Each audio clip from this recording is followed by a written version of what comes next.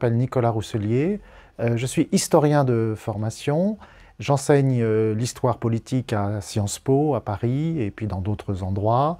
Et là, je publie pendant ce mois de décembre, dans la revue Études, un article qui s'appelle « Pourquoi l'élection présidentielle ?»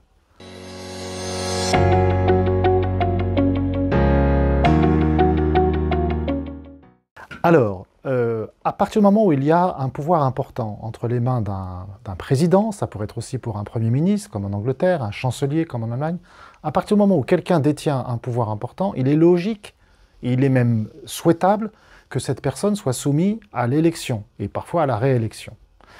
Donc, on peut dire l'élection par le peuple du président est souhaitable, et c'est un acte démocratique. Le problème vient en fait quand on donne trop de pouvoir, quand on place trop de pouvoir entre les mains de la même personne. Donc c'est là où il y a un risque démocratique. Donc je dirais que l'élection par le peuple n'est pas une garantie que l'ensemble du système soit démocratique. Mais c'est certain que, compte tenu du système que nous avons en France, système présidentiel, à tous égards, il vaut mieux que le président soit élu par le peuple.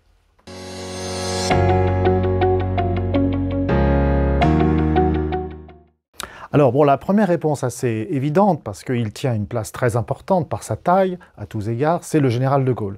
C'est-à-dire qu'en fait, la vie politique française, avant 1958, n'avait pas réussi à trouver le bon filon, la bonne filière pour avoir un gouvernement, un exécutif fort.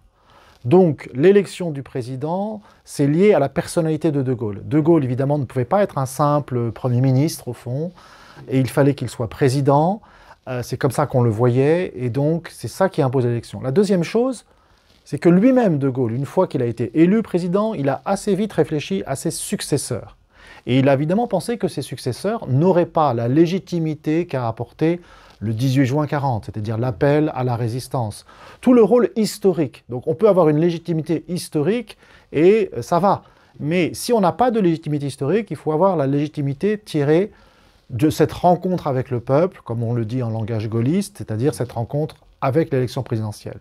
Et alors, ensuite, il y a un facteur X, il y a quelque chose qui a mis du sel, en fait, sur l'élection présidentielle, ce sont les médias, les masses médias modernes. C'est un peu une coïncidence que la télévision se développe en même temps que l'élection présidentielle, et par étapes successives, on a un succès, on peut dire, populaire, de la campagne électorale. Alors, par exemple, le premier débat pour le deuxième tour, donc le premier débat entre les deux candidats qui restent, a eu lieu en 1974. Et depuis, ce n'est pas dans la Constitution, mais c'est une convention. Et ça joue beaucoup pour le succès de l'élection.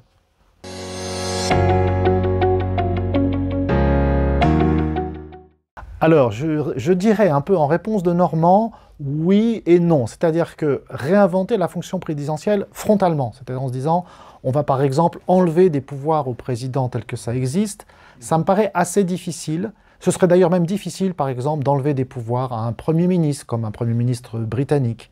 Pourquoi?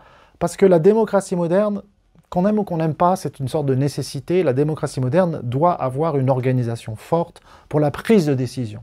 La prise de décision dans les crises, évidemment parfois aussi dans les opérations militaires, par exemple, les guerres. Bon. En revanche, on peut réinventer le président par la réinvention de ce qui est autour du président, c'est-à-dire des autres pouvoirs. Donc il faut plutôt, par exemple, je pense, moi c'est plutôt ma marotte, il faut plutôt réinventer le Parlement, et de manière peut-être radicale, en articulant le Parlement aussi avec la prise de parole des citoyens, jurys citoyens, bon, entre par exemple le travail du Parlement et le travail de convention citoyenne.